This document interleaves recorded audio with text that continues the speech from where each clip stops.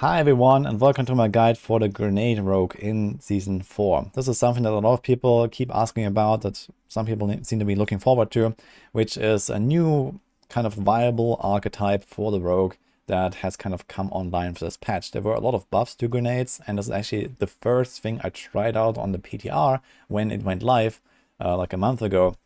And since then, I've actually come up with like a much stronger setup than what you can see here in the footage right now. So what I played here was with Flurry and this new grenade ring that Blizzard has introduced in this patch and also nerfed again for some reason.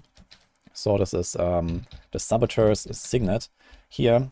So that has an effect where casting Flurry has a chance to drop stun grenades and deal physical damage, and then the gate grenade skills are like a hit chance.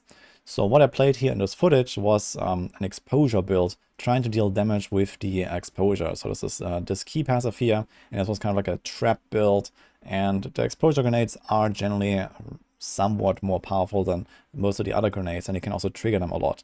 But then came this like a hit nerf to the ring, and it kind of got me thinking, okay, what can I do instead of this? And then I actually found something that is much more powerful than this here, which is actually kind of like possibly some of the weakest archetype you could imagine in the game right now. So this Grenade Rogue, even with the buffs from the PTR originally, the way that I played it here was extremely weak. You see here, this is a Pit 45, and the boss takes forever already. And well, I think you could actually get to the point where we can easily one-shot these bosses on this tier. And yeah, we can probably end up with something like 10, maybe 20 million DPS using only grenades as our damage source.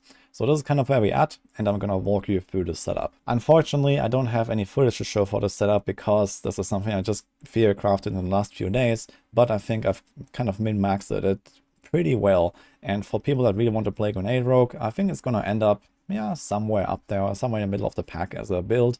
Not like really the best rogue build out there, but definitely playable. The thing is that you kind of need like a full combo of all these grenade aspects and a bunch of endgame gear to really make this feel good.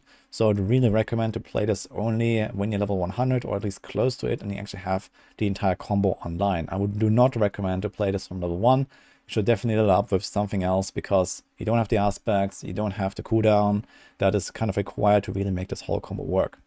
But the way that this new setup works is that we're completely focusing on this aspect here, the opportunist aspect. So this is the by far strongest grenade aspect that exists for the rogue. It gives you a really strong cluster of grenades whenever you enter or break stealth. So you drop 4 grenades each time, I think. So you can do 8 grenades every time you activate stealth, basically. And those grenades also have the highest damage value out of all the grenade aspects and the exposure passive in the game. So I really tried to like min-max how can we get into stealth and out of stealth as much as possible. And there was a really interesting line in the patch notes that got me thinking and kind of led me to the setup, which is the attacks reduce evade cooldown buff on the boots. So this is a boot mod, and that was previously 0.8 seconds, and now it's 1.5. They almost doubled it. So the idea was that we get our evade cooldown low enough that we can trigger this with a single attack. Because there is an aspect, it's called the Lethal Dusk, that evading through enemies activates stealth. So with that combo, you can do one attack, evade through the target, which triggers stealth, which then triggers opportunists, and then attack again, which breaks stealth, triggers opportunists again, and repeat, basically. So one attack, one evade, repeat. This is the combo, and this is how you're gonna deal a lot of damage with those stun grenades. The only condition for this to work is that the target is shadow imbued, and it's quite easy to apply shadow imbuement. There actually are 2 ways in this build. Number 1, you can just press the button and then a dash or a shadow step, so you can like actively apply it with those 2 skills, which then also trigger, for example, close quarters for the cutthroat portion here. Or number 2, we have the Ambush aspect, which is a kind of staple for the rogues in the next season, I think, because you need a lot of defense, and Dark Shrouds are really powerful defense. And there is the volatile shadows aspect here that goes with this, where whenever you get hit with Dark Shrouds active, you will actually trigger a shadow imbuement explosion and applying it to all enemies around you.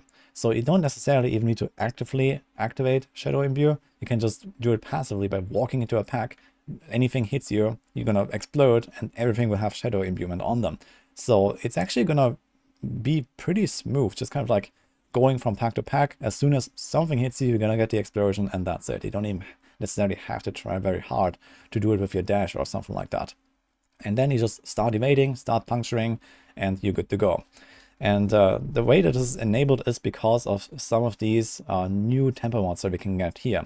So first of all, you want to get our base cooldown of evade down enough. So the base cooldown is 5 seconds.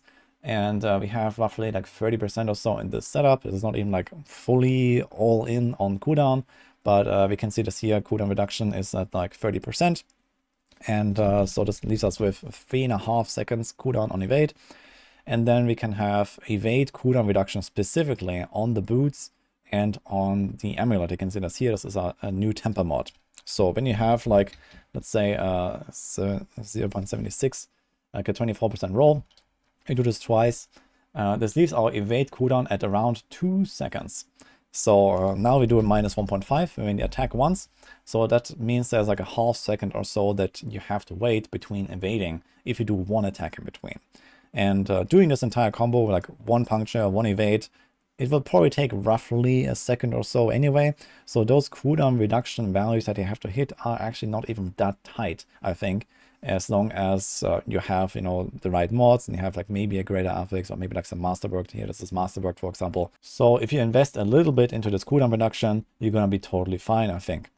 And worst case, if your gear is like still really bad early on, you could do 2 punctures and evade, and you can still kind of play the same build, just with like a slower combo a little bit. So this is how this entire combo works, and I've actually written up a new maxwell guide for this. This is one of our so-called new specialized build guides that are intended for level 100 characters only. So as I mentioned at the start, I don't really recommend to level with this. You kind of need the entire thing online.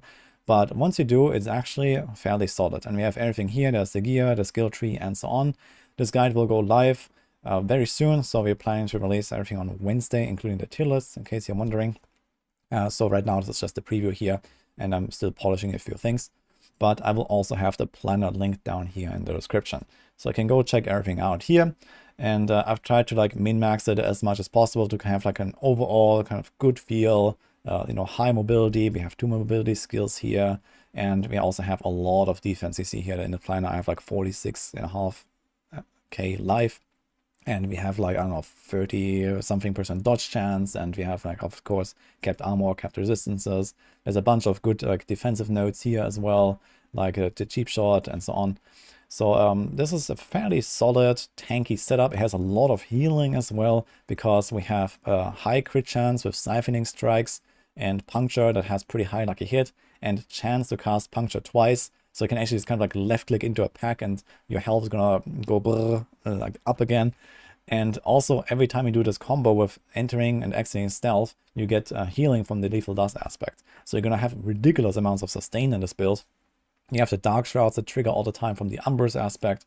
And well, you just kind of deal damage while evading around, and you can even dodge stuff while doing that.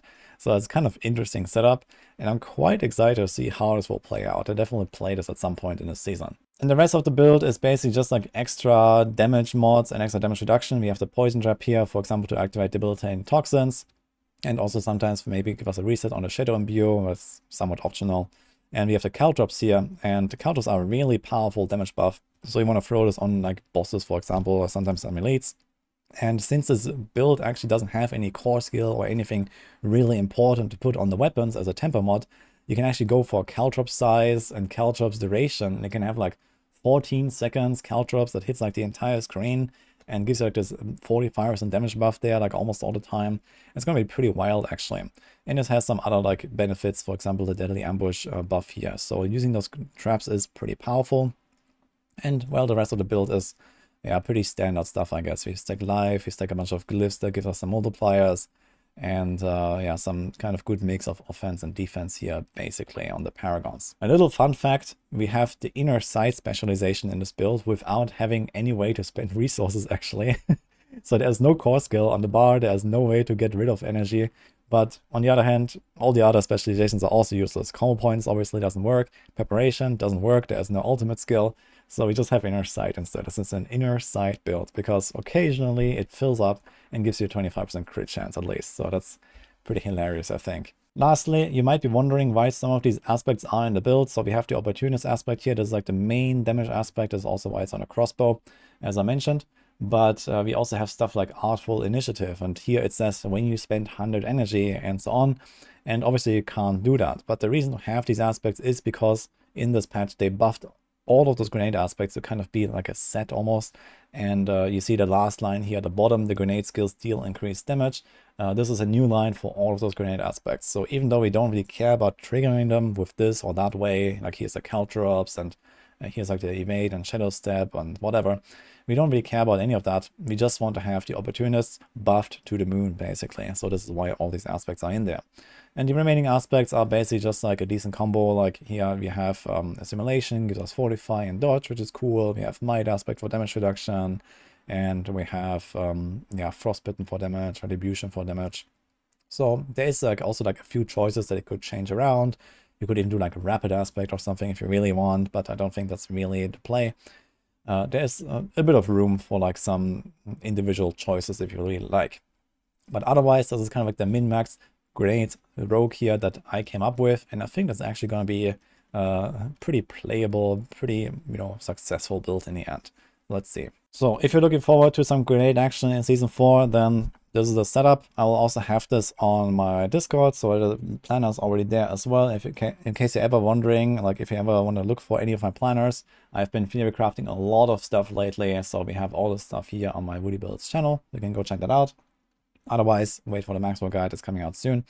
And hope you enjoyed this video here. I wish you good luck in Season 4, and see you guys next time.